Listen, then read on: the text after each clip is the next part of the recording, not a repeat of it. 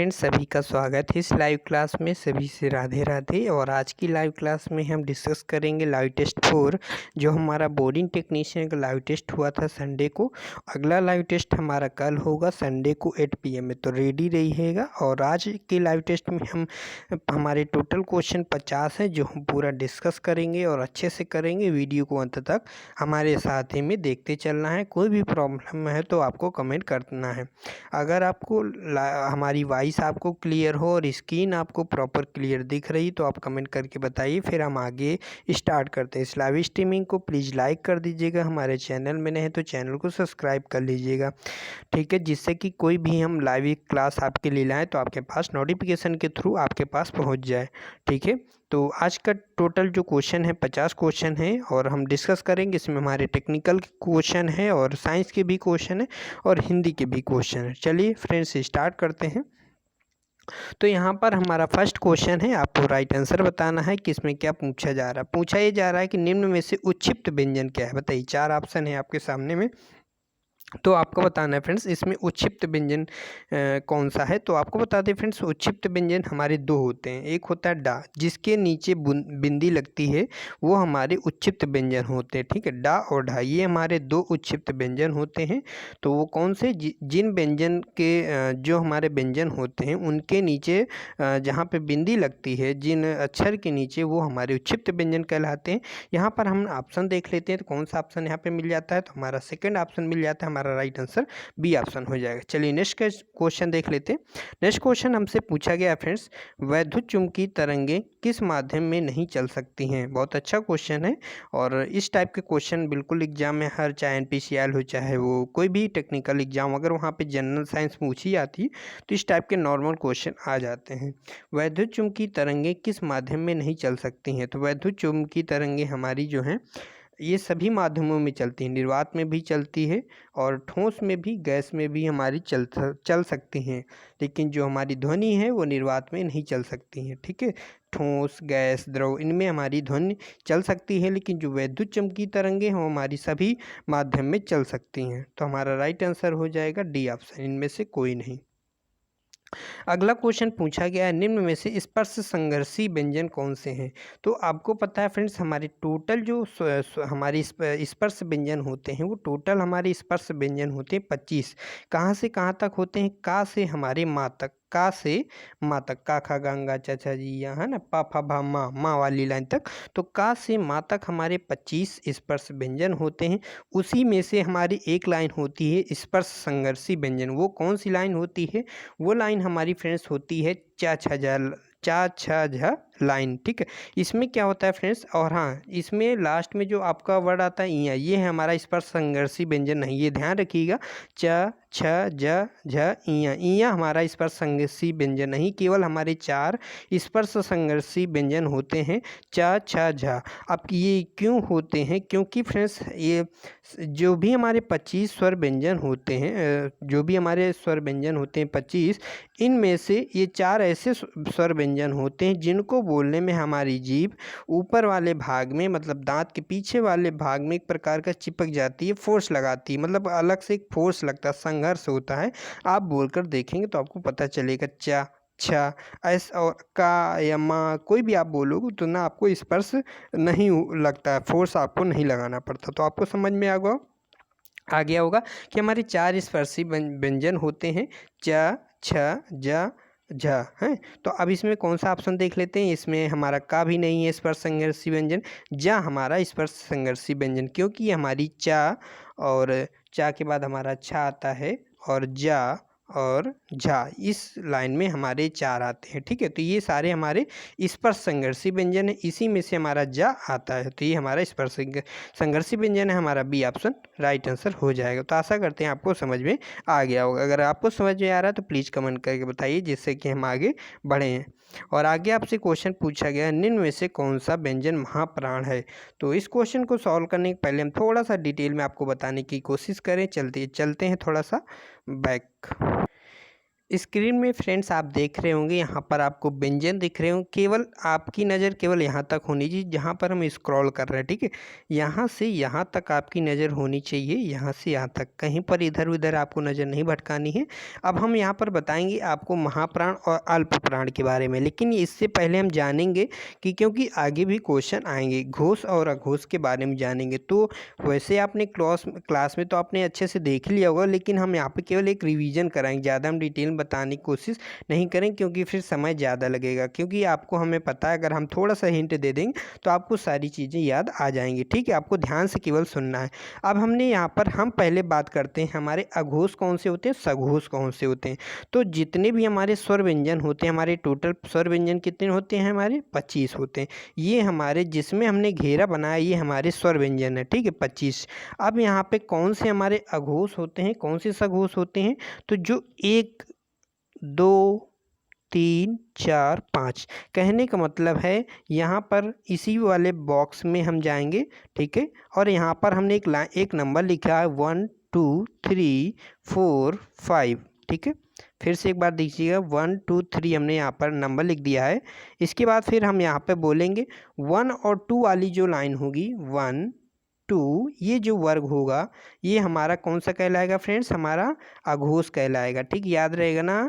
1 starting का 2 number जो होगा वो हमारा अघोष कहलाएगा, हाँ, ठीक है। और लास्ट का जो 3 4 5 होगा, ये जो 3 4 5, ये जो पूरी 3 लाइन है, ये जो 4 लाइन है और ये 5वीं जो लाइन है, ठीक है। आप समझ पा रहे होंगे ना। टोटल हमारे कितने वर्ग है, 5 है ना, इस पे 5 लाइनें, 2 3 4 5, यहाँ पे आप देख रहे हैं ना 4 5 टोटल।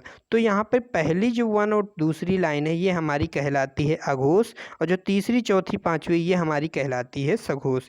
देखिए जिन्होंने मतलब बोनी टेक्नीशियन कोर्स में नहीं है तो शायद उन्हें कम समझ में आए, क्योंकि यहाँ पे इसको जब बोर्ड में अच्छे से टाइप कर लिख के बताया जाए तो वो तब ये चीज़ें जो आपको समझ में आती हैं। लेकिन आपने कोर्स में देखा हुआ वीडियो अच्छे से देखा, केवल यहाँ पे आपको ये समझना है, केवल रिवीजन करना है, ठीक है। तो हमने बता दिया कि हमारे अघोष कौन से होते हैं और सघोष कौन से होते हैं। तो 1 और 2 वाली लाइन हमारी अघोष होती है, 3 और 4 5, 3 4 5 ये लाइन हमारी क्या होती है, हमारी सघोष होती है। एक चीज़ और ध्यान दीजिएगा, सघोष को ही हम बोलते हैं घोष, सघोष को ही हम घोष बोलते हैं, ठीक है फ्रेंड्स, याद रखना। हमारे 2 होते हैं, एक अघोष होता है एक सघोष होता है। अघोष कौन सा होता है, 1 और 2, ये 1 और 2 दूसरी लाइन जो होती है ये हमारी कौन सी होती है, ये हमारी होती है अघोष। 3 और 4, 3 लाइन 4 लाइन 5 लाइन ये हमारी जो होती है सघोष होती है, ठीक, याद रहेगा। अब यहाँ पे क्वेश्चन में आपसे पूछा गया था कि निम्न में से कौन सा हमारा महाप्राण है, अल्प प्राण है। तो हम आपको फ्रेंड्स बता दें, अब इसमें आपको ये याद रखना है जो हमारी अल्प प्राण होता है, ठीक है, अल्प प्राण, ठीक है, यहाँ पर हम लिख लेते हैं अल्प प्राण। ये हमारे 1 3 5 मतलब विषम संख्या वाली नंबर 1 3 5 ये हमारे अल्प प्राण होते हैं। मतलब ये जो हमारे स्वर व्यंजन है 25, इसमें से पहली लाइन, तीसरी लाइन और 5वीं लाइन ये हमारे कौन से होंगे, अल्प प्राण होंगे, ठीक है। चीज़ों को समझते हुए चलना। हमने क्या बताया था अघोष और सघोष में, अघोष में हमने बताया था पहली और दूसरी लाइन हमारी क्या होगी, अघोष होगी, तीसरी और चौथी और 5वीं हमारी सघोष होगी। अब अल्प प्राण बता रहे हैं, अल्प प्राण में हमारी कौन सी विषम संख्याएं होगी, कौन कौन सी, एक पहली लाइन, तीसरी लाइन, 5वीं लाइन, मतलब विषम संख्या है। अब हम महाप्राण बताने जा रहे हैं। महाप्राण देखो हमने इसमें विषम बताया है 1 3 5, तो हमारी बची कौन सी, 2 और 4 बची, मतलब सम संख्याएं बची। तो महाप्राण जो होती है हमारी सम संख्या वाली, मतलब दूसरी लाइन चौथी लाइन, तो ये हमारे क्या होते हैं, महाप्राण। अब क्वेश्चन कैसे पूछेगा, मान लो अगर पूछ लीजिए का हमारा क्या है, मतलब पूछा जाए कि का हमारा अघोष है कि सघोष है, तो आप क्या बताएंगे, हमारा अघोष है। क्यों, क्योंकि का जो है हमारे 1 वाली लाइन में है, ठीक है, 1 वाली लाइन पे, ठीक। अगर चा पूछा जाए तो हमारा चा भी क्या है, अघोष है, क्योंकि ये पहली वाली लाइन पे। अगर आपसे टा पूछा जाए, टा हमारी कौन सा है, अघोष है कि सघोष है, तो टा भी हमारा क्या है, अघोष है। ये हमारे यहाँ तक हम केवल पढ़ रहे हैं, ठीक है, यहाँ तक, क्योंकि यही हमारे स्वर व्यंजन होते, तक। तो अगर पा पूछा जाए अघोष है कि सघोष, तो हमारा पा भी क्या है, अघोष है, क्योंकि पहली वाली लाइन पे। अगर आपसे पूछा जाए कि हमारा सघोष क्या है, मतलब सघोष का अगर आपसे पूछ लिया जाए कि बताइए ठा हमारा क्या है, ये जो ठा लिखा है देखिएगा फिर से, ये जो हमारा ठा है ये किसके अंतर्गत आता है, तो ठा हमारा घोष के अंतर्गत आता है, क्योंकि सॉरी अघोष के अंतर्गत, तो हमारा अघोष के अंतर्गत ठा आता है। अगर आपसे पूछा जाए खा किसके अंतर्गत आता है, तो खा आपका अंतर आता है अघोष। मतलब क्यों, क्योंकि हमने बताया था आपको पहली लाइन दूसरी लाइन आपकी अघोष के अंतर्गत आती है, जबकि तीसरी चौथी पांचवी आपकी सघोष के अंतर्गत आते हैं। अब 2 एग्जाम्पल आपके सघोष के देख लेते हैं, क्योंकि ऐसे कई सारे क्वेश्चन होंगे, वहाँ पर केवल हम डायरेक्ट आंसर बताएंगे, क्योंकि बार बार वहाँ पर फिर हमको डिटेल में बताने की जरूरत नहीं हो, इस वजह से हमें आप पे सारे एग्जांपल आपको क्लियर कर रहे हैं। अब घोष अगर आपसे पूछा जाए कि जा किसके अंतर्गत आता है, तो जा हमारा सघोष के अंतर्गत आता है, सघोष, ठीक है। सघोष का दूसरा नाम क्या है, घोष, और ठीक है। और अगर यहाँ पे अच्छा जा हमारा सघोष क्यों है, क्योंकि हमने क्या बताया था 1 और 2 तो हमारी 1 और पहली लाइन दूसरी लाइन तो घोष के अंतर्गत, 1 पहली लाइन दूसरी लाइन तो हमारी अघोष के अंतर्गत आएगी, लेकिन तीसरी चौथी पांचवी लाइन क्या है, सघोष के अंतर्गत आएगी, क्योंकि हमारा जा जो है तीसरी लाइन पे है ना, गा वाली लाइन पे है, और घा वाली लाइन पे ये हमारी तीसरी है, ये और मतलब घा वाली चौथी है और डा वाली पांचवी है। तो अगर आपसे पूछा जाए कि झा किसके अंतर्गत आता है, तो झा भी हमारा सघोष के अंतर्गत आता है, क्योंकि हमारी ये तीसरी चौथी हमारे क्या बताया हमने, हमारी जो तीसरी चौथी पांचवी हमारे इसके अंतर्गत जो भी हमारे अक्षर आएंगे, जो भी हमारे स्वर व्यंजन आएंगे, वो हमारे सभी स्वर व्यंजन होंगे, ठीक है। वो हमारे क्या होंगे, सभी हमारे वो होंगे, सघोष होंगे, ठीक है। तो तीसरी चौथी पांचवी में हम कोई भी पूछ ले, वो हमारे सभी क्या होंगे, सघोष होंगे।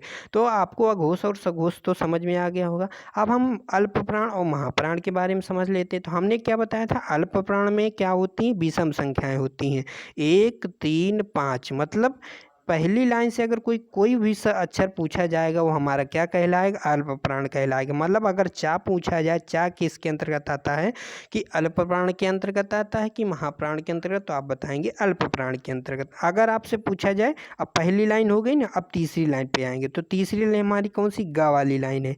तो गा वाली लाइन में अगर पूछा जाए आपसे जा किसके अंतर्गत आता है, तो जा हमारा अल्प प्राण के अंतर्गत आता है। विषम संख्याएं देखेंगे।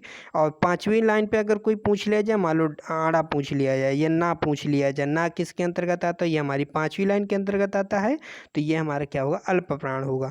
तो आपको याद कैसे करना, एग्जाम में कैसे लगाना है। मान लो एग्जाम में पूछ लिया कि हमारा ना किसके अंतर्गत आता है, अल्प प्राण के अंतर्गत आता है कि महाप्राण के अंतर्गत आता है, तो वहाँ पर आपको केवल माइंड में सोचना है कि ना हमारा किस वर्ग में आता है। तो ना हमारा यहाँ पे आप सोच सकते हो, यहाँ पे ता वाले वर्ग में आता है, ता था धा ना। अब ना किस नंबर पे आता है, लास्ट में 5वें नंबर पे आता है, मतलब हाँ इस 5वीं लाइन पे आ रहा है ना।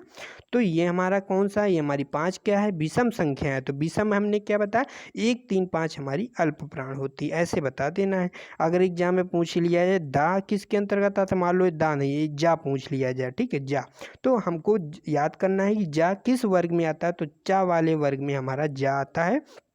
ये हमारे माइंड में आ गया कि चा छा जा, जा हमारी चा वर्ग में आता है और तीसरे नंबर पे आता है। तो तीसरे नंबर पे जब हमारा जा आता है, तो हमने बताया कि एक पहली लाइन तीसरी लाइन पांचवी लाइन के जो भी ये अक्षर होंगे, ये हमारे क्या होंगे, ये हमारे सभी होंगे अल्प प्राण होंगे। इनके बाकी बचे जो हमारे अक्षर होंगे, वो हमारे महाप्राण होंगे। महाप्राण में कौन कौन से, 2 नंबर 4 नंबर, ये हमारे महाप्राण होंगे।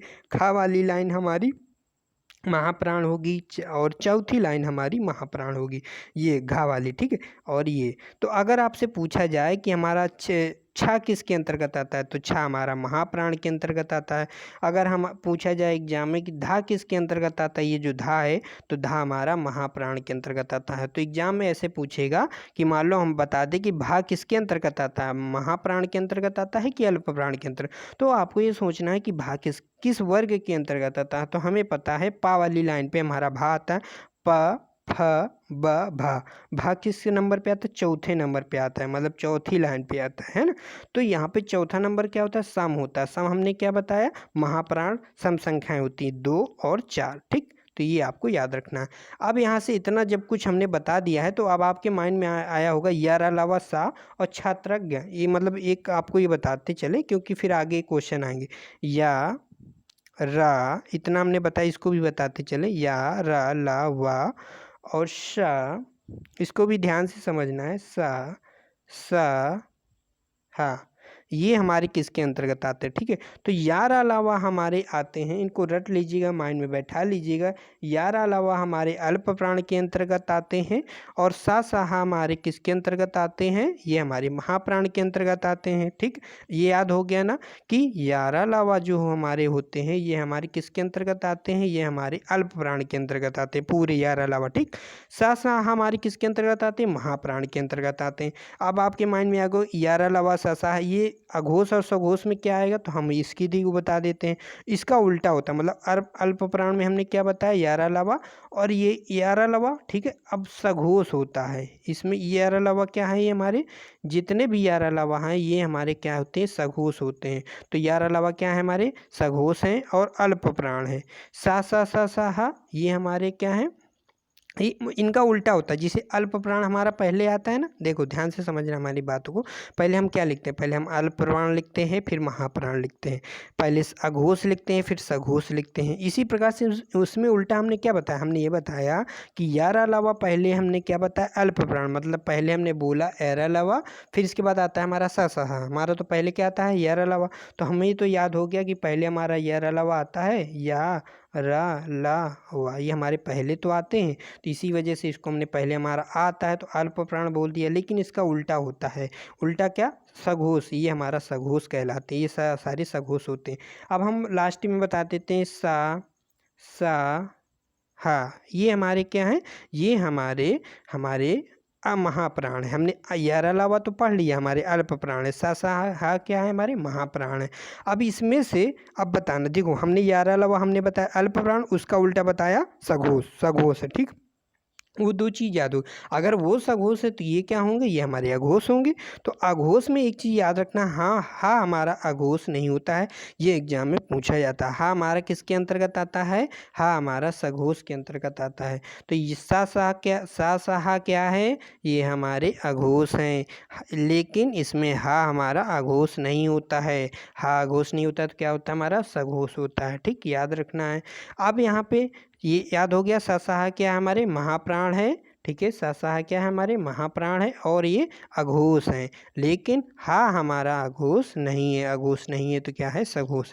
ये सारी चीज़ें हमने आपको क्लियर कर दिया है, आशा करते हैं आपको समझ में आया होगा। चलिए आया है तो आप कमेंट करके बताइए, फिर हम आगे क्वेश्चन को सॉल्व करते हैं। तो अगर सारी चीज़ें आपको समझ में आ गई तो आप कमेंट करके बताइएगा, फिर हम आगे बढ़ते हैं। तो आपसे पूछा गया है कि निम्न में से कौन सा व्यंजन महाप्राण है, बताइए। 4 ऑप्शन है आपके सामने, तो बताइए कौन सा व्यंजन महाप्राण है, ठीक है। तो अभी हमने आपको क्या बताया, महाप्राण कौन कौन से होते हैं। देखिए यहाँ पर हम ऑप्शन देख रहे हैं, या ला वाला सा, मतलब यहाँ से कोई क्वेश्चन पूछा जा रहा है हमारा महाप्राण, मतलब का वर्ग, चा वर्ग, टा वर्ग, इनसे कोई हमारा ऑप्शन नहीं दिख रहा है। तो हम डायरेक्ट माइंड में सोचेंगे कि हमारे यारा लावा तो हमने बताया अल्प प्राण, मतलब यारा लावा पहले स्टार्ट आते हैं, फिर हमारा सासा हमारा दूसरी लाइन पे आता है, तो पहले अल्प प्राण आता है क्योंकि यारा लावा स्टार्टिंग पे है। और अल्प प्राण जो है, जो यारा लावा वाली लाइन है हमारी अल्प प्राण है, लेकिन इसका उल्टा क्या है, सघोष है। साहा क्या है हमारी, ये हमारी क्या है, महाप्राण है, लेकिन क्या है, हमारा सघोष है। तो ऐसे ही आपको याद रखना है, ठीक है। फिर से सुनिएगा, यारा लावा क्या है, हमारा हमारा अल्प प्राण है, लेकिन क्या है, ये हमारा सघोष है, ठीक है। इसका उल्टा होता है ना, सघोष। और ससाहा क्या है, हमारा ससाहा हमारा महाप्राण है, लेकिन क्या है, हमारा अघोष है, ठीक है। क्या है, ये हमारा अघोष, ठीक। चलिए अब यहाँ पे ऑप्शन पूछा गया कौन सा व्यंजन महाप्राण है, तो हमने बताया था कि सा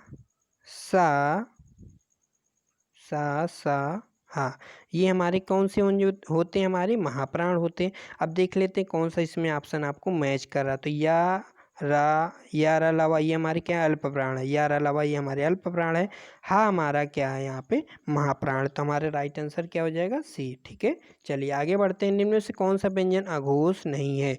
तो याद कीजिएगा, हमने एक चीज़ बताया था कि हाँ आपका अघोष नहीं है, क्योंकि हमने बताया था सा हा, ये हमारे क्या होते हैं, ये हमारे, ध्यान से सुनिए, जितनी बार आप सुनेंगे याद हो जाएगा। हा क्या है, हमारे महाप्राण है। यार अलावा क्या है, अल्प प्राण है। अब जो इसका उल्टा बताते हैं, उल्टा का मतलब सा है, ये हमारे क्या है, महाप्राण है। अब ये हमारा, पहले हम अल्प प्राण लिखते हैं फिर महाप्राण लिखते हैं, ठीक, तो ये हमारे क्या है, महाप्राण। अब हम पहले अघोष लिखते हैं तो इसमें क्या उल्टा हो जाता है, तो जो हम बाद में लिखते हैं उसका उल्टा हो जाता है। हा क्या हमारे महाप्राण है, और उल्टा का मतलब यहाँ पे ये हमारे अघोष हैं। तो हा हमारा अघोष है, लेकिन इसमें हा हमारा अघोष नहीं होता, क्या होता, सघोष। इसमें पूछा गया है कौन सा अघोष नहीं है, तो हा हमारा अघोष नहीं होता है, हमारा सघोष होता है, ठीक है। चलिए नेक्स्ट क्वेश्चन देख लेते हैं, निम्न में से ओष्ठ स्वर कौन सा है। तो आपको बढ़िया क्वेश्चन है इसमें, तो आपको बताना है निम्न में से ओष्ठ स्वर है। ओष्ठ स्वर का मतलब है जो स्वर बोलने से आपको ओष्ठ का प्रयोग करना पड़ता, मतलब अपने ओंठ का प्रयोग करना पड़ता। तो देखिए, ए को बोलने में क्या प्रयोग हो रहा है, ए, ई, आ नहीं बोल, ऊ जब बोल रहे हैं तो ओष्ठ का प्रयोग करना पड़ रहा है, तो हमारा राइट आंसर क्या हो जाएगा, ऊ। ओष्ठ स्वर कौन सा है, ऊ हमारा ओष्ठ स्वर है, ठीक है। चलिए अब हम आपको बताते स्वर में, जैसे हमने आपको बताया ऊ, इसके अलावा और कौन सा स्वर ओष्ठ स्वर होता है, हमारा बड़ा ऊ भी हमारा ओष्ठ स्वर होता है, कि उसको भी बोलने में ओंठ का प्रयोग करना पड़ता है ना। चलिए आगे को, अगला क्वेश्चन है हमारा, इंडक्शन हार्डनिंग धातुओं के पार्ट्स के लिए उपयुक्त है। तो इंडक्शन हार्डनिंग हमारी मीडियम कार्बन स्टील के लिए हमारी उपयुक्त होती है, जिसमें हमारी कार्बन प्रतिशत मात्रा होती है 0.35 से 0.75, ठीक है। ये तो हमारी खैर हाई कार्बन स्टील होती है, तो सॉरी ये होती है हाई कार्बन स्टील में प्रतिशत मात्रा, और ये हमारी होती है मीडियम कार्बन स्टील। तो मीडियम कार्बन स्टील के लिए हमारी प्रतिशत मात्रा होती है, राइट आंसर हमारा बी ऑप्शन हो जाएगा। चलिए नेक्स्ट क्वेश्चन देख लेते हैं। नेक्स्ट क्वेश्चन पूछा गया, कांच में से किस रंग के प्रकाश की गति सबसे अधिक होती है। तो कांच में से लाल रंग की जो प्रकाश की गति होती है वो हमारी सबसे तेज होती है, ठीक है। तो कांच में जब हम लाल रंग का प्रकाश डालेंगे, कांच में जब हम लाल रंग की लाइट डालेंगे, ठीक है, तो उसमें क्या होगा, लाल प्रकाश जब हम डालेंगे तो उसमें हमारी सबसे तेज गति होगी, ठीक है। तो रेड लाइट सबसे तेज गति होती है, अगर सबसे धीमी पूछी जाए तो बैंगनी प्रकाश की।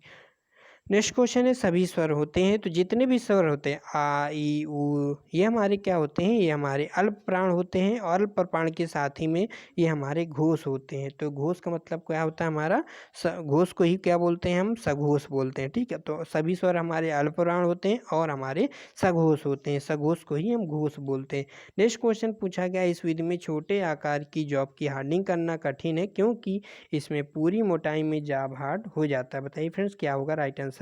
इस विधि में छोटे आकार की जॉब की हार्डनिंग करना कठिन होता है, क्योंकि इसमें पूरी मोटाई में जॉब हार्ड हो जाती है।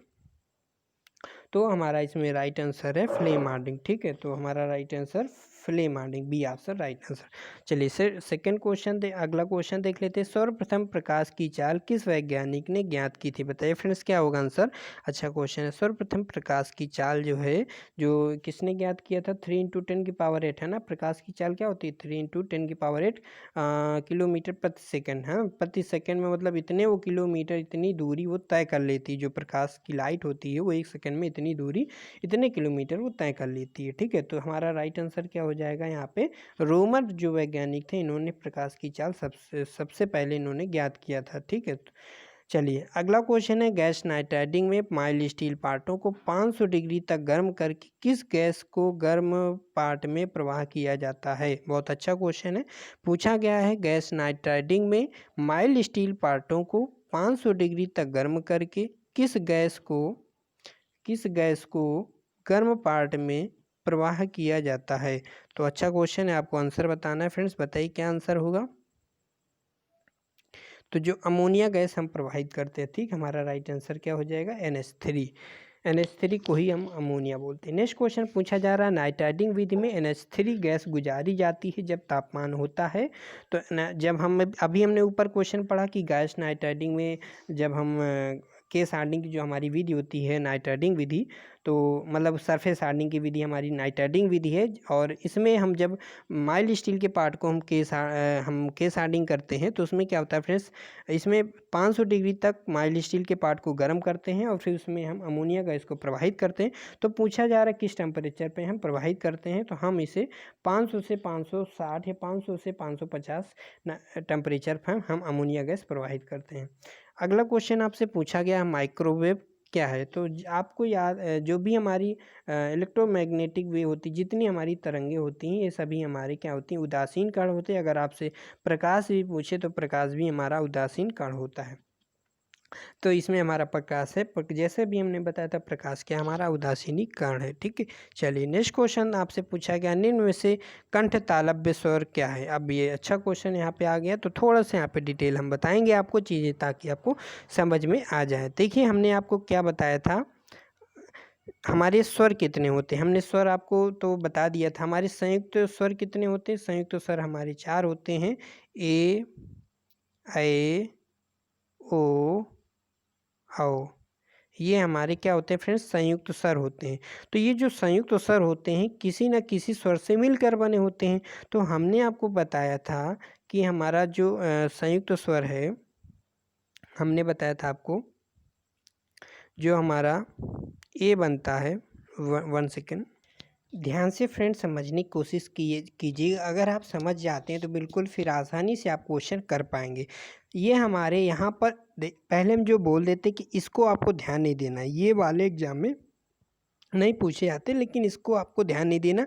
बस सब जो हम बताएं उनमें से आपको ये ध्यान नहीं देना, लेकिन फिर आप कंफ्यूज हो जाओगे। ठीक है, चल ठीक है, अब आगे हम आगे आपको हम बताते हैं। ठीक है, तो अब यहाँ पर जो हमारे कंठ होते हैं, कंठ में तो हमने बताया था हमारा का, खा, गा, घा, गंगा, ये हमारे कंठ में आते हैं। ठीक है, ये हमारे क्या है, स्वर व्यंजन होते हैं। ठीक है, लेकिन ये हमारे क्या होते हैं, स्वर होते हैं। तो स्वर में हमारे जो आ होता है, आ और आ, ये हमारा कंठ कहलाता है। ठीक है, इसी प्रकार से हमारा ई और बड़ी ई क्या कहलाती है, हमारी तालु कहलाती है। याद रहेगा ना, कंठ के अंतर्गत क्या आता है, स्वर में तो आ और बड़ा हमारा कंठ के अंतर्गत आता है।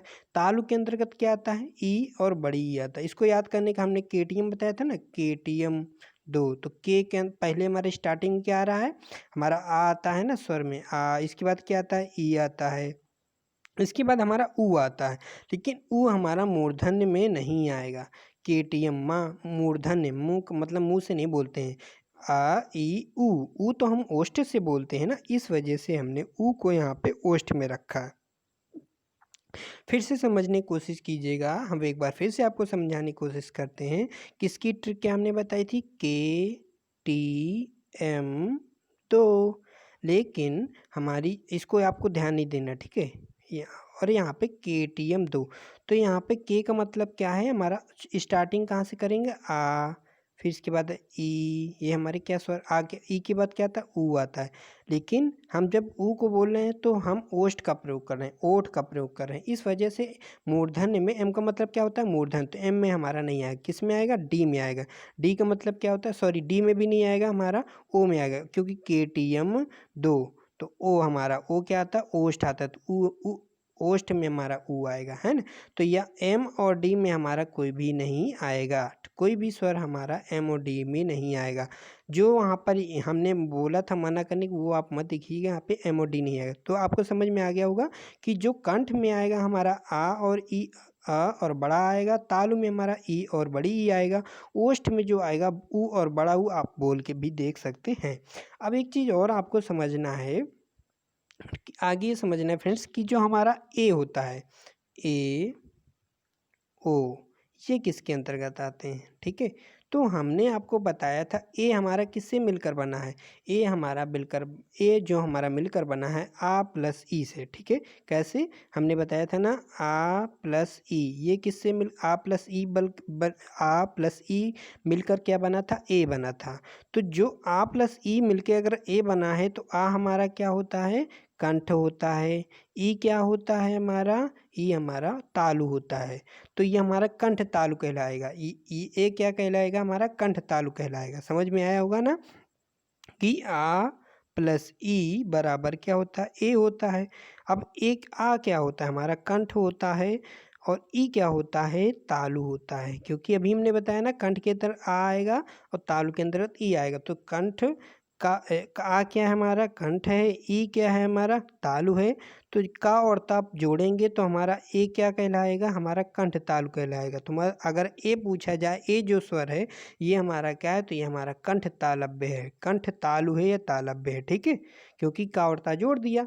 इसी प्रकार से अगर आपसे ओ पूछा जाए, अगर आपसे पूछा जाए ओ क्या है, तो ओ हमारा किससे बनता है, ओ हमारा बनता है आ प्लस ऊ से बनता है ना। आ रहे हैं सर समझे। तो आ क्या है हमारा, आ हमारा कंठ है ना। आ हमने कंठ बताया था, ऊ हमने क्या बताया था, ओष्ठ बताया था ना। ऊ हम ओठ का प्रयोग करते हैं, तो इसको जब हम जोड़ेंगे तो क्या बन जाएगा, हमारा कंठोष्ठ बन जाएगी। का क्या है, कंठ है, ओ क्या हमारा ओष्ठ है, तो कंठोष्ठ, तो ओ क्या है हमारा कंठोष्ठ है।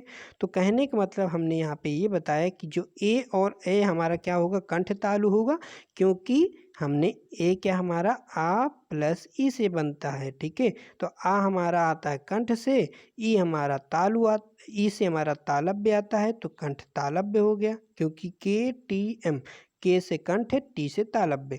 अब इसके बाद ओ और कंठोष्ठ क्यों है, क्योंकि ओ का क्या होता है, आ प्लस ऊ होता है। तो आ क्या होता है हमारा, आ हमारा होता है कंठ होता है। ऊ क्या होता है, ऊ को हम ओठ का प्रयोग करते हैं, तो ओष्ठ हो गया। तो इनको, क्योंकि इनको जोड़ देते हैं कंठोष्ठ। तो अब आपको समझ में आ गया हो ना। चलिए अब क्वेश्चन सॉल्व कर लेते हैं। तो क्वेश्चन हमारा ये आ गया, ठीक। चलिए क्वेश्चन देख लेते हैं, क्वेश्चन हमसे क्या पूछा जा रहा है। तो बताइए अगला क्वेश्चन क्या है आपके सामने में। तो निम्न में से कंठ तालव्य स्वर क्या है। तो कंठ तालव्य, तो हमको समझना है कंठ हमारा क्या होता है, आ होता है। तालव्य क्या होता है, तालव्य मतलब के टी एम, के टी मतलब के क्या है, कंठ होता है, टी मतलब तालव्य मतलब ई है। तो आ प्लस ई, तो आ प्लस ई मिलकर क्या बनता है, ऊ। तो ये हमारा ऊ कहाँ पर है, ये आया ना समझ में, कैसे हमने निकाला फिर से देख लीजिए, क्योंकि जितनी बार आप समझने की कोशिश किए उतना आपको समझ में आएगा, इसलिए हम दोबारा बताने की फिर से कोशिश करें। कंठ हमारा क्या होता है, आ होता है, और तालव्य क्या होता है, तालव्य ई आता है, मतलब तालव्य के अंतर्गत ई आता है ना। और ऊ किसके अंतर्गत आता है, हमारा ओष्ठ के अंतर्गत आता है। तो आ प्लस ई हमारा क्या बनता है, आ प्लस ई बनता है हमारा ऊ बनता है, ठीक है। आ प्लस ई हमारा क्या बनता है, आ प्लस ई, तो आ प्लस ई हमारा क्या बनता है, सॉरी आ प्लस ई, थोड़ा सा यहाँ पे मिस्टेक हो रहा है क्या फ्रेंड्स। तो आ प्लस ई हमारा ए बनता है, ठीक है। आ प्लस ई क्या हमारा बनता है, ए। तो यहाँ पे हमारा ए आंसर होगा, है ना। आ प्लस ई, देखो जो हमने पहले बताया था आ प्लस ई बराबर ऊ नहीं बनता, ए बनता है ना। तो हमारा जो बनेगा वही तो आंसर होगा ना। तो ए हमारा क्या होता है, ए होता है कंठ तालव्य। ऊ जो हमने बता दिया था, ऊ तो हमारा ओष्ठ है ना। ये तो देख ही के समझ सकते हैं, लेकिन हमने देखो कैसे गलती कर दी। तो थोड़ी सी गलती आप कर देते हो तो गलत आंसर हो जाता है। तो आ प्लस ई क्या होता है, ए होता है, और आ प्लस ऊ क्या होता है, हमारा ओ होता है ना। तो वहाँ पर कुछ अलग आंसर होता। तो हमारा राइट आंसर हो जाएगा ए। चलिए नेक्स्ट क्वेश्चन देख लेते हैं। पानी के अंदर किसी वस्तु का पता लगाने के लिए किसका प्रयोग करते हैं। तो पानी के अंदर किसी वस्तु का पता लगाने के लिए हम सोनार का प्रयोग करते हैं। अगर आप क्वेश्चन पूछा जाए किसी रडार का मतलब अगर हमें आसमान में किसी मतलब ऊपर अंतरिक्ष में कोई चीज़ का पता करना हो तो वहाँ पे रडार का मतलब वो जो रॉकेट वॉकेट है ना उनको पता करना होता है तो रडार का प्रयोग करते हैं, ठीक है। चलिए नेक्स्ट क्वेश्चन देख लेते हैं। एक्सरेज की खोज किसने की थी। अच्छा क्वेश्चन है। एक्सरेज की खोज आपको बताना है किसने की थी। तो अच्छा क्वेश्चन है, आपको बताना है फ्रेंड्स। तो एक्स रेज की खोज हमारी रॉन्टजन ने किया था, ठीक है। चलिए नेक्स्ट क्वेश्चन देख लेते हैं। निम्न में से प्रकंपित व्यंजन कौन सा है। तो हमने आपको बताया था यार अलावा हमारे क्या हैं, हमारे अंतस्थ व्यंजन है। और या और वह हमारे क्या हैं, हमारे या और वह हमारे स्वर व्यंजन वो होते हैं हमारे। या और वह क्या होते हैं, अर्ध स्वर होते हैं, ठीक है। या और वह क्या होते हैं हमारे क्या होते हैं फ्रेंड्स, हमारे अर्ध स्वर होते हैं। फिर से एक बार टाइप कर लीजिएगा, या रा ला वा, ये हमारे क्या होते हैं फ्रेंड्स, ये हमारे अर्ध स्वर, ये हमारे अंतस्थ व्यंजन होते हैं। चारों हमारे क्या होते हैं, अंतस्थ व्यंजन। लेकिन जो हमारे आ या और वाह होते हैं ये हमारे क्या कहलाते हैं, हमारे क्या कहलाते हैं फ्रेंड्स, अर्ध स्वर कहलाते हैं। जो हमारा ला होता है वो हमारा लुंठित व्यंजन नहीं होता है, ठीक है। ये हमारा क्या होता है, पार्श्विक व्यंजन होता है। रा हमारा क्या होता है, लुंठित व्यंजन होता है। रा को ही लुंठित व्यंजन बोलते हैं, इसी को हम प्रकंपित व्यंजन बोलते हैं। तो यहाँ पे हमारा रा हमारा राइट आंसर हो जाएगा। चलिए नेक्स्ट क्वेश्चन देख लेते हैं। हाई स्पीड स्टील की टेम्परिंग की जाती है, तो हाई स्पीड स्टील की टेम्परिंग हम जो हमारी नाइट्रेटिंग में जो हमने बताया था ना कि उस 500 से 550 किया, उसमें हम 50 जोड़ देते हैं। इसकी याद करने की ट्रिक है। तो high high high speed steel की जो टेम्परिंग की जाती है 550 से 600 डिग्री सेंटीग्रेड पर की जाती है। ठीक है, ऐसे इसको याद करने की ट्रिक हमने आपको बता दी है कि नाइट्रेटिंग जो है हमारी जो किस टेम्परेचर पर की जाती है, हमारी 500 से 550 में की जाती है। तो इसमें आप हम क्या जोड़ देते हैं, 50 जोड़ देते हैं। तो यहाँ पे उसी की ट्रिक आ जाती है, इसमें आप 50 जोड़ दीजिए तो 550 से हमारी क्या आ जाती है, 600 आ जाती है। तो ऐसे हमने याद किया था, ऐसे आप भी याद कर सकते हो। हाई स्पीड स्टील की टेम्परिंग जो की जाती है 550 से 600। अगर ये पूछा जाए हाई स्पीड स्टील की हार्डनिंग किस टेम्परेचर पर की जाती है, तो 1250 डिग्री सेंटीग्रेड पे हार्डनिंग करते हैं। नेक्स्ट क्वेश्चन आपसे पूछा गया है, प्रकाश की चाल सबसे अधिक होती है। प्रकाश की चाल यहाँ पे सबसे अधिक चाल हमारी निर्वात में होती है। ठीक है, तो यहाँ पे आपको हमने बताया था प्रकाश की चाल निर्वात में 3 × 10⁸ हमारी प्रकाश की चाल होती है, जो सभी माध्यमों में गति कर सकती है। लेकिन जो ध्वनि है वो हमारी निर्वात में वैक्यूम में नहीं चल सकती है। ठोस द्रव गैस में हमारी जो ध्वनि है वो चल सकती है, लेकिन निर्वात में उसी को इंग्लिश में बोलते हैं वैक्यूम में नहीं चल सकती है। क्योंकि प्रकाश की चाल सभी माध्यमों में चल सकती है, लेकिन सबसे हमारी जो गति तेज होती है वो निर्वात में होती है। और निर्वात में हमारी जो हमने बताया कि प्रकाश की चाल 3 × 10⁸ किलोमीटर/सेकेंड होती है। नेक्स्ट क्वेश्चन देख लेते हैं। इंडक्शन हार्डिंग में प्रयुक्त इंडक्शन कॉयल निम्न में से किस धातु की बनी होती है, तो आपको बताना है राइट आंसर कि इंडक्शन हार्डिंग में प्रयुक्त इंडक्शन कॉयल निम्न में से किस धातु की बनी होती है, तो हमारी ये कॉपर की बनी होती है, सॉरी हाँ, तो हमारी कॉपर की बनी होती है। राइट आंसर हमारा ए हो जाएगा। नेक्स्ट क्वेश्चन आपसे पूछा जा रहा है, कांच में किस रंग के प्रकाश की गति सबसे कम होती है, तो कांच में किस रंग के प्रकाश की गति सबसे कम होती है, बताइए। तो हमने बताया था कि जब कांच में हम रेड लाइट डालते हैं सबसे तेज उसकी गति होती है, जबकि जो हमारी बैंगनी प्रकाश होती है कांच में सबसे धीमी गति इसकी होती है। ठीक है, तो कांच में हमारी सबसे धीमी गति किसकी होती है, हमारी बैंगनी प्रकाश की। तो राइट आंसर हमारा बी ऑप्शन हो जाएगा। अगला क्वेश्चन देख लेते हैं। अगला क्वेश्चन हमारा 24 नंबर था। केस हार्डिंग विधि में कार्बोराइजिंग क्रिया करते समय माइल्ड स्टील पार्टों में कार्बन के माध्यम द्वारा भेजा जाता है। बहुत अच्छा क्वेश्चन है। जब हम केस हार्डिंग विधि कर रहे होते हैं कार्बोराइजिंग माध्यम द्वारा, तो उस समय हम कार्बोराइजिंग विधि द्वारा क्या करते हैं, माइल्ड स्टील के पार्टों में कार्बन की मात्रा पहुँचाते हैं। तो किन माध्यमों द्वारा हम कार्बन की मात्रा पहुँचाते हैं, तो हम गैस, लिक्विड, सॉलिड तीनों माध्यम द्वारा हम कार्बन की मात्रा पहुँचाते हैं। जैसे आपको पता होगा गैस कार्बोराइजिंग, द्रव कार्बोराइजिंग, लिक्विड कार्बोराइजिंग, है ना, द्रव कार्बो, ये 3 आपकी कार्बोराइजिंग होती है। 3 टाइप की कार्बोराइजिंग होती है। जब हम आपको हीट ट्रीटमेंट चैप्टर पढ़ाएंगे वहाँ पर आपको ये सारी चीज़ें क्लियर करेंगे। अच्छा क्वेश्चन आया है, मुख चंद्र सा सुंदर है, इस लाइन में कौन सा अलंकार है। तो यहाँ पे जब भी वर्ड कोई सा आ जाए, मतलब किसी की तुलना की जाए, जो चंद्रमा की जो तुलना है वो हमारे किसी जो मुख से की गई है, मतलब उस सा वर्ड जब भी आ जाए तो वहाँ पर हमारा क्या होता है, उपमा होता है। अगर यहाँ पे सा ना होता है, मुख चंद्र सुंदर ऐसे कुछ करके दिया होता तो वो हमारा आंसर होता है, वहाँ पे हमारा आंसर होता है रूपक होता है। ठीक है, तो यहाँ पे सा वर्ड दिया है, इसकी ट्रिक यही है कि जब भी किसी से तुलना की जाती है और सा दिया हो तो वहाँ पे हमारा उपमा अलंकार होता है। नेक्स्ट क्वेश्चन देख लेते हैं। ध्वनि की चाल सबसे कम होती है, तो ध्वनि की चाल सबसे कम होती है हमारी गैस में। सबसे अधिक अगर पूछा जाए, सबसे अधिक हमारी ध्वनि की चाल ठोस में होती है, सबसे कम हमारी ध्वनि की चाल गैस में होती है, और निर्वात में ध्वनि की चाल नहीं चलती है, मतलब निर्वात में हमारी ध्वनि की चाल नहीं चलती है। ठीक है, चलिए नेक्स्ट क्वेश्चन देख लेते हैं। निर्वात की चाल सबसे अधिक होती है, निर्वात की चाल सबसे अधिक हमारी बताए फ्रेंड्स। निर्वात की क्या पूछा गया, सॉरी, ध्वनि की चाल सबसे अधिक होती है, तो किसमें होती है ध्वनि की चाल सबसे अधिक, आपको राइट आंसर बताना है कमेंट में। तो ध्वनि की चाल सबसे अधिक होती है हमारी ठोस में होती है, तो राइट आंसर हमारा ए हो जाएगा। चलिए नेक्स्ट क्वेश्चन देख लेते हैं फ्रेंड्स। नेक्स्ट क्वेश्चन हमसे पूछा गया, निम्न में से वैद्युत चुम्बकीय तरंग नहीं है, तो वैद्युत चुम्बकीय तरंग हमारी कौन सी नहीं है, तो हमारी ध्वनि विद्युत चुम्बकीय तरंग नहीं, ये हमारी मैकेनिकल आगे क्वेश्चन आएगा उसमें हम आपको बताएंगे। तो विद्युत चुम्बकीय तरंग हमारी कौन सी नहीं है, ध्वनि नहीं है। ये हमारी रेडियो तरंग, एक्सरेज, माइक्रोवेव, ये हमारी क्या होती है, सब हमारी वैद्युत चुम्बकीय तरंग होती हैं। ठीक है, अगला क्वेश्चन है, इनमें से अर्धस्वर कौन सा है, तो हमने आपको बताया था या, रा, ला, वा, ये हमारे क्या है, हमारे अंतस्थ व्यंजन है। या और वाह क्या है हमारे, ये हमारे अर्धस्वर के अंतर्गत आते हैं। तो यहाँ पर हम देखते हैं कौन सा हमारा मिट जाता है ऑप्शन, तो इसमें या भी नहीं है, अगर या नहीं तो वाह होगा, तो वाह हमारा देखो फर्स्ट ऑप्शन पे दिख गया, तो ये हमारे अर्धस्वर होता है। ठीक, चलिए नेक्स्ट क्वेश्चन देखते हैं। रईमन पानी राखिए बिन पानी सब सून, इस लाइन में कौन सा अलंकार होता है? तो आपको बताना है। रहीम बहुत अच्छा क्वेश्चन, क्योंकि यहाँ पे पानी पानी, क्योंकि आपने यमक अलंकार में पढ़ा होगा, जब किसी शब्द किसी अक्षर का बार बार जब किसी भी शब्द का हम बार बार जब रिपीट होता है, कनक कनकते सोगनी मादकता अधिकाय, तो उसमें कनक कनक का बार बार वहाँ पे रिपीट होता है। तो हम लोगों ने यही पढ़ते हैं कि जब भी किसी शब्द का बार बार रिपीट हो तो वहाँ पर यमक अलंकार होता है, क्योंकि उसका अर्थ अलग अलग होता है ना। तो जिसे कनक कनकते सोगनी, एक कनक का अर्थ होता है धतूरा, एक कनक का अर्थ होता है सोना, लेकिन यहाँ पे हमारा रहीमन पानी राखी बिन पानी सब सून, यहाँ पे पानी का शायद एक ही मतलब होता है, ज़्यादा इसका डिटेल हमें याद नहीं है। तो यहाँ पे इसका आंसर होता है श्लेष अलंकार। ठीक है, तो रहीमन पानी राखी वेरी एग्जाम में बहुत अच्छा एक क्वेश्चन पूछा जाता है।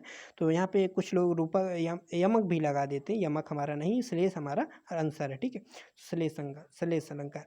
नेक्स्ट क्वेश्चन आपसे पूछा गया, निम्न में से कौन सा व्यंजन अघोष है? निम्न में से कौन सा व्यंजन अघोष है? ठीक है, तो हमने बताया था हमारा या रलवा, या र ला वा, फिर हमने एक बताया था सा, टाइप कर लेते हैं सा, हाँ, ये हमारे क्या है, यार अलावा हमारे क्या है फ्रेंड्स, हमारे सघोष हैं। सा हा क्या हमारा अघोष है।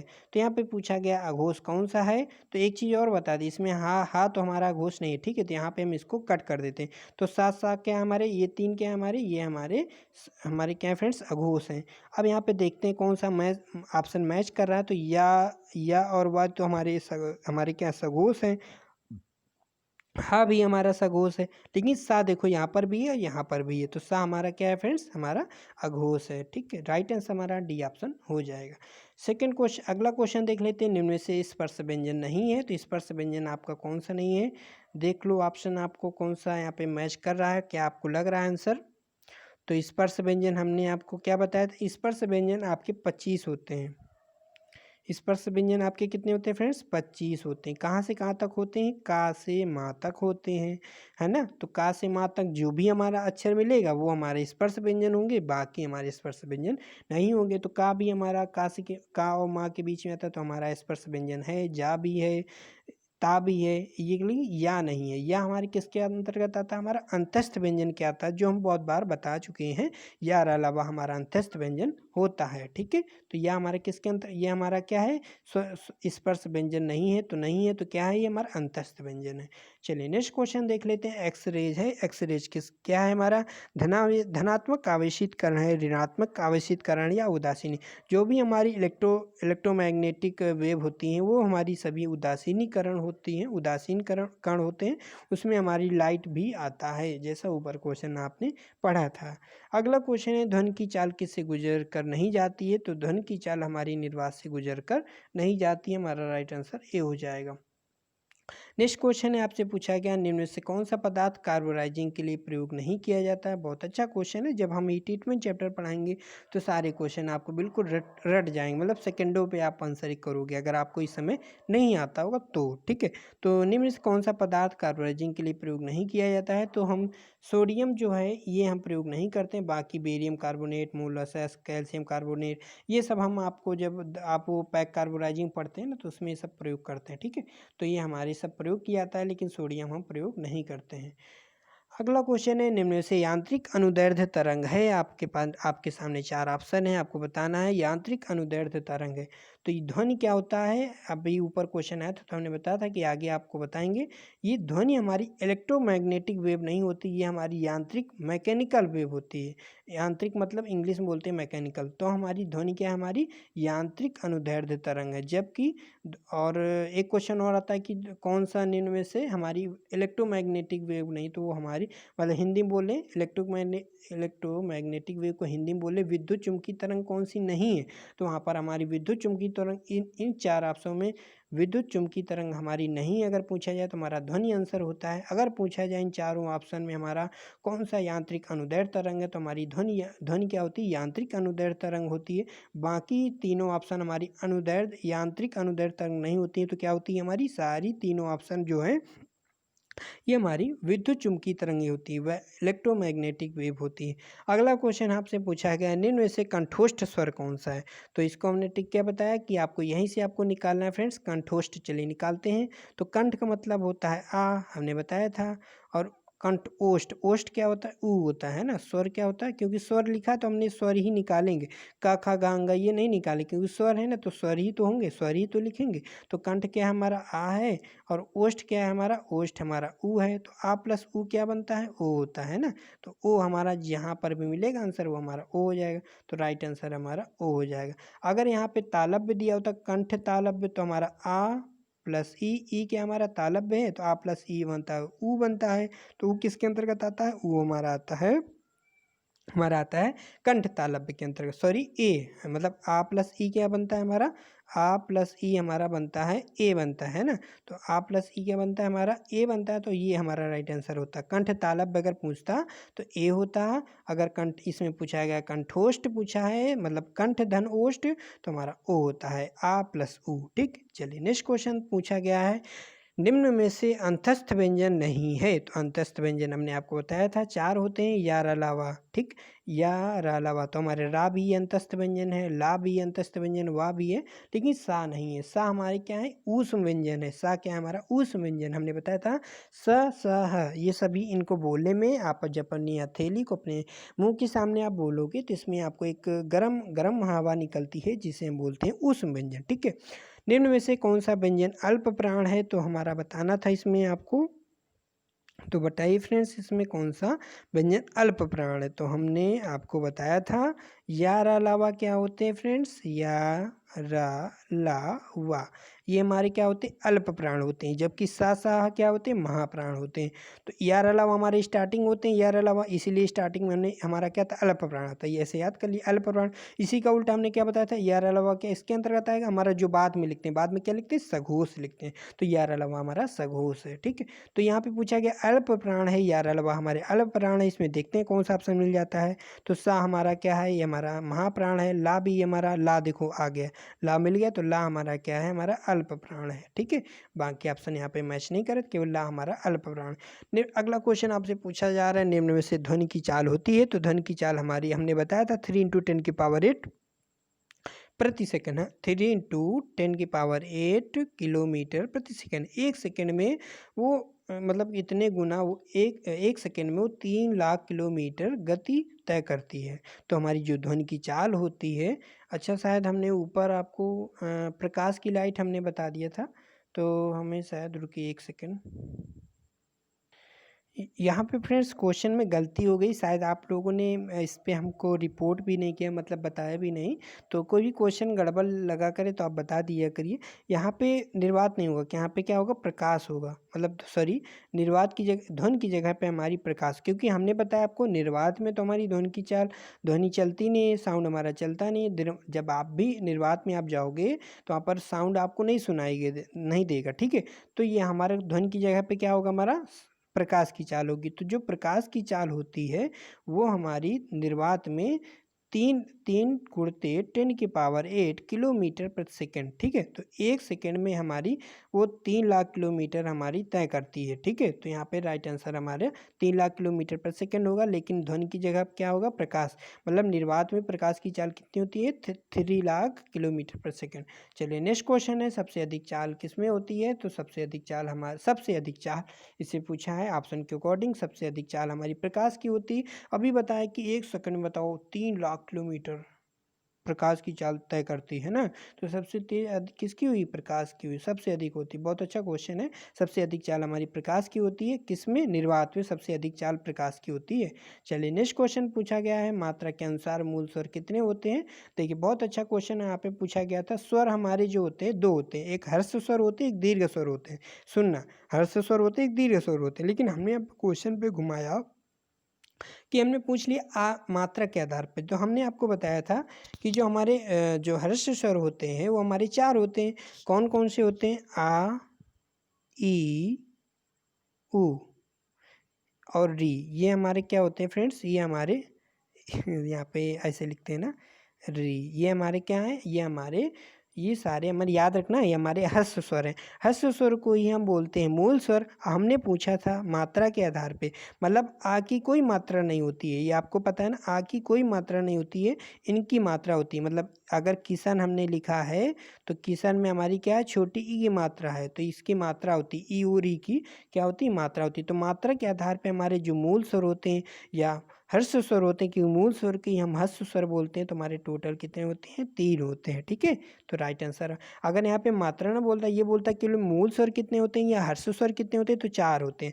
मात्रा के आधार पे 3 होते हैं, क्योंकि आ की कोई मात्रा नहीं होती है। ठीक है, चलिए आ गया होगा। तो अगर दीर्घ स्वर पूछे, दीर्घ स्वर कितने होते हैं, दीर्घ स्वर हमारे 7 होते हैं। वो आपको पता है कि बड़ा, बड़ी, बड़ाऊ और ए ओ औ ये हमारे क्या होते हैं, दीर्घ स्वर होते हैं। निम्न में से संयुक्त स्वर नहीं है। संयुक्त स्वर हमारे 4 होते हैं। कौन कौन से, जो स्वरों से मिलकर बनते हैं। तो आ प्लस ई बराबर क्या होता है, ए। आ प्लस ई क्या होता है हमारा, ए होता है। और फिर से एक बार माइंड में कलेक्ट कर लीजिए। तो आ प्लस ई क्या होता है, ए होता है, हम सही बता रहे हैं। आ प्लस ई क्या होता है, ए होता है। और आ प्लस ऊ क्या होता है, ओ होता है। अगर हम आ प्लस बड़ी ई कर दें तो हमारा क्या हो जाता है, ए हो जाता है। तो इसमें जो ऊ है ये हमारा संयुक्त स्वर नहीं है, क्योंकि ऊ तो हमारा अकेला होता है। लेकिन जो ए और ओ होते हैं ये हमारे मिलकर बने होते हैं ना। तो ये हमारा ए और ए ये हमारे क्या होते हैं, मिलकर बने होते हैं। तो ए और ए हम किससे मिलकर बने होते हैं, आ प्लस ई से। ठीक है, आ प्लस ई से। अगर हम ए बोलते हैं तो हम इसमें बड़ी ई जोड़ देते हैं। ठीक है, तो आ प्लस ई या आ प्लस बड़ी ई, तो हमारा ए बड़ा ए हो जाता है, और आ प्लस छोटी ई होता है तो आ प्लस ई। तो आपको समझ में आ गया होगा। जो ओ होता है हमारा आ प्लस ऊ से मिलकर बनता है। ठीक है, तो ये जो स्वर से मिलकर बनते हैं उन्हें बोलते हैं हम संयुक्त स्वर। इसी प्रकार से संयुक्त स्वर जो होते हैं हमारे 4 होते हैं। कौन कौन से, एक ओ ये हो गया, एक बड़ा ओ होगा, है ना, एक बड़ा ओ तो भी होगा। तो ये हमारे 2 स्वर ये हो गए। और एक होता है बड़े ए और एक छोटा ए, तो ये हमारे 2 स्वर ये हो गए। तो 4 संयुक्त स्वर हो गए ना, जो मिलकर बनते हैं, स्वरों से जो मिलकर बनते हैं वो हमारे संयुक्त स्वर कहलाते हैं। तो अगला क्वेश्चन यहाँ पे पूछा जा रहा है, प्रकाश की चाल सबसे कम होती है। तो प्रकाश की चाल हमारी सबसे कम होती है ठोस में। ठीक है, तो प्रकाश की चाल सबसे अधिक अगर पूछा जाए, प्रकाश की चाल सबसे अधिक होती है निर्वात में। फिर इसके बाद हमारी इस निर्वात के बाद में हमारी द्रव में होती है, फिर इसके बाद गैस में, फिर इसके बाद ठोस में। मतलब हम लिखते हैं ठोस, द्रव, गैस। ठीक है, तो सबसे अधिक पूछा जाए तो सबसे अधिक हमारी निर्वात में, फिर इसके बाद पूछा जाए तो हमारी गैस में होती है। अभी हमने आपको द्रव बता दिया था, द्रव नहीं होती है, ठोस। निर्वात के बाद अगर प्रकाश की चाल पूछा जाए सबसे अधिक किस में होती है, तो हमारी गैस में होती है। गैस के बाद सबसे अधिक प्रकाश की चाल द्रव में, फिर इसके बाद ठोस में। तो सबसे कम प्रकाश की चाल किस में होती है, हमारी इसमें होती है, किस में, ठोस में होती है। क्या पूछा गया था, निर्वात प्रकाश की चाल सबसे कम किस में होती है, ठोस में होती है। ठीक है, तो ये हमारा राइट आंसर हो जाएगा। ये इसी में हमारा उल्टा होता है, मतलब अगर ध्वनि में पूछा जाए, ध्वनि की चाल सबसे अधिक होती है हमारी ठोस में, ठोस में सबसे अधिक, फिर इससे हमारा द्रव में, फिर इसके बाद गैस में। तो ध्वनि की चाल सबसे कम होती है गैस में। ठीक है, चलिए नेक्स्ट क्वेश्चन देख लेते हैं। माइल्ड स्टील की केस हार्डनिंग की जाती है, इसकी सतह होती है। तो जो माइल्ड स्टील की जब हम केस हार्डनिंग करते हैं कार्बोनाइजिंग विधि द्वारा, तो उसमें क्या होता है फ्रेंड्स, हम कार्बन की मात्रा पहुँचाते हैं, जिसमें हमारा जो कोर होता है, कोर को क्या बोलते हैं, अंदरूनी जो बीच वाला भाग होता है, मतलब जो जॉब है हमारा, उसका जो बीच का भाग, बीच का मतलब ये नहीं कि ऊपरी वाली सतह, नहीं, मध्य मतलब कोर, जो अंदरूनी सतह है उसका जो भाग होता है वो हमारा सॉफ्ट एंड टफनेस होता है। जो ऊपरी सतह होती है वो हमारी क्या होती है, हार्ड होती है। तो यहाँ पे फुल हार्ड नहीं होता है, यहाँ पे क्या होता है, केवल सरफेस हार्ड हो जाती है। तो माइल्ड स्टील की केस हार्डनिंग की जाती है। तो जब माइल्ड स्टील की केस हार्डनिंग जब करते हैं तो इसकी जो ऊपरी सतह हो जाती है वो हमारी हार्ड हो जाती है, जबकि जो हमारी कोर होती है वो हमारी सॉफ्ट एंड टफ हो जाती है। चलिए नेक्स्ट क्वेश्चन पूछा गया, निम्न से कंठ स्वर कौन सा है। तो यहाँ पे बताना था आपको, कंठ स्वर हमने बताया था कि कंठ जो आता है हमारा आ आता है, आ के हमारा कंठ स्वर है। अगर हमारा तालु पूछा जाए तो तालु किस में आता है, तालु हमारा ई के अंतर्गत आता है। ठीक है, तो तालु किस में आता है, हमारा ई के अंतर्गत। ऊ अगर पूछा जाए तो ऊ हमारा ओष्ठ के अंतर्गत आता है। ठीक है, ऊ हमारा ओष्ठ के अंतर्गत। चलिए नेक्स्ट क्वेश्चन देख लेते हैं। संयुक्त व्यंजन नहीं है तो 4 हमारे संयुक्त व्यंजन होते हैं जो हमारे स्वर और व्यंजन से मिलकर बनते हैं। छा जैसे एग्जाम्पल दे देते हैं। छा छा जो है हमारा किससे बनता है, हमारा का से बनता है और शायद सा से बनता है, ऐसे कुछ करके बनता है। ठीक, छा छतरी जो हमारा बनता है ये हमारा का और सा से बनता है। तो हम इसको चलिए हाँ ये हमारा श्योर है। ठीक है, जो छा छतरी होता है जिसे हम बोलते हैं ये हमारा किससे मिलकर बनता है, का और सा से। तो इसी में हमारा स्वर भी होता है। स्वर कहाँ आपको स्वर नहीं दिख रहा होगा, तो स्वर इसी को जो जब हम किसी भी अक्षर के नीचे ऐसे लगा देते तो ये क्या होता है, आधा हो जाता है, इसको आधा बोलते हैं। और सा में ही हमारा छुपा होता है, अर्ध स्वर छिपा हो जाता है, तो इसमें आ छिपा है। ठीक है, तो स्वर और व्यंजन जब मिलकर बनते हैं तो उसे हम बोलते हैं संयुक्त व्यंजन बोलते हैं। तो इसमें हमारा और 4 हमारे संयुक्त व्यंजन होते हैं। कौन कौन से होते हैं, छ त्र ज्ञ और स्रा। तो इसमें देख लेते हैं त्रा भी हमारा क्या है, त्रा हमारा भी छात्र ज्ञ, त्रा भी हमारा संयुक्त व्यंजन है। क्यों, क्योंकि त्रा जो हमारा मिलकर बनता है हमारा ता और रा, इससे मिलकर बनता है, ता प्लस रा से मिलकर बनता है। ठीक है, और जो हमारा छा है ये हमारा का और प्लस सा। तो ऐसे पूछ लिया जाए कि छा किससे मिलकर बनता है, तो का के नीचे हलंत है। ठीक है, तो ये मिलता है, ये मिलकर बने होते हैं। और जो हमारा सरा है ये किससे मिलकर बनता है, इस सिटकारी वाला जो सा होता है उससे मिलकर बनता है, सिटकारी वाला सा प्लस प्लस रा, तो इससे मिलकर बनता है। ठीक है, तो यहाँ पे बताना था कौन सा संयुक्त व्यंजन नहीं है, तो हमारा सा जो है संयुक्त व्यंजन नहीं है। चलिए नेक्स्ट क्वेश्चन आपसे पूछा जा रहा है, भौतिक के क्षेत्र में सर्वप्रथम नोबेल पुरस्कार किसे मिला था। तो भौतिक के क्षेत्र में हमें सर्वप्रथम जो नोबेल पुरस्कार मिला था वो रोंटजन को मिला था। इन्होंने ही एक्सरेज की खोज की थी, तो ये आप याद रखिएगा। तो एक्सरेज की खोज रोंटजन ने किया था। इन्हीं वैज्ञानिक को ही सर्वप्रथम नोबेल पुरस्कार भौतिक के क्षेत्र में मिला था।